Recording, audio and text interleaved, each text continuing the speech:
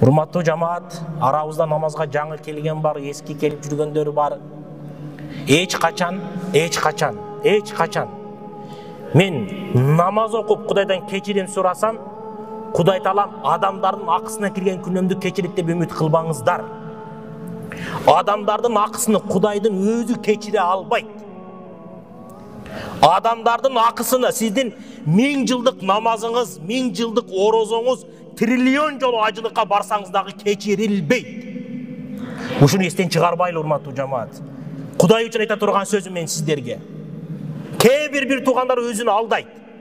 Арамдан акчаны табам дейт дагы, табып туруп, кайрымдуулукка жумшап койсом адал болуп калат дейт. Андай болбойт эч качан.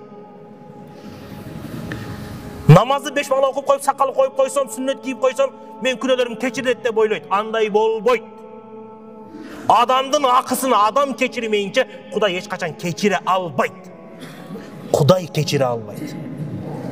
Кудай кечире албайт. Адамдын акысына кирдиңизби, адамдан кечирим сурайсың. Кудай Таалам намаз окусаңыз кечирет. Кечириши мүмкүн. Акысына кире турган болсоңуз жөнөкөй адамдын, андан кечирим сурамайынча,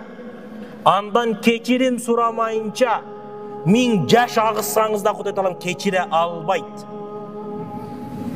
Ушул нерсени эске тутуп жүрүңүздөр. Айрыкча ушул кээ бир өзүнү акылдуу сезген бир туугандарыбыз бар, ошолорго кайрылганым. Ислам дининде 2 жол бирдей кетиш керек. Кудайдын акысы, Кудайдын жолу. Ага параллель адамдардын акысы. Намаз окуйсуң, адамдарды алдайсың, сен толук мусулман эмессиң. Жүрөгүң таза, жамандык кылбай намаз окубайсың, сен толук мусулман эмессиң. Экөө бирдей кетет, ошондо гана толук мусулман болобуз. Тиги күнөөнү кылып коюп, момундай сооп кылып койсом, плюс минус болуп калат деп элестетпеңиз. Андай болбойт. Кудай Таалам өз акысына тиешелүүдү гана кечириш ыктымалы бар. Адамдардын акысына болгон кечиримдүүлүктү Кудай Таалам кечире албайт. Кечире албайт.